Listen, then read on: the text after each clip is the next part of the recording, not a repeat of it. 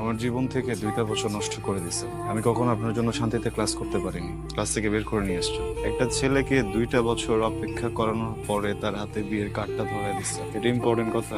তাকায় আছেন কেন বলেন না? 2টা বছর ছটফট করছেন না কথাটা বলার জন্য? এর থেকে অনেক বেশি ছটফট আমি করছি কথাটা শোনার জন্য। আজকে একটু বলেন প্লিজ। শুনে এখান থেকে চলে যাবো, আমি কোনো সিন ক্রিয়েট করবো না। আমার দিকে তাকান।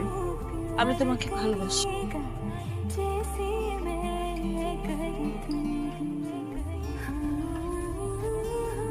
ইম্পর্টেন্ট কথা শুনলা, বুঝলা, এখন চলে যেতেছো। কি কথা বলো না কেন? কারণ আমি কিছু বলতে আসিনি, শুনতে আসছিলাম। শুনে ফেলছে। আমি কি করব? বিয়ে করবেন, সংসার করবেন। এতগুলা মানুষের সামনে আমি কি বলছি সবাই শুনছে, তারপর আমার বিয়ে হবে তোমার মনে হয়? সরি, ভালো থাকবেন। ওকে।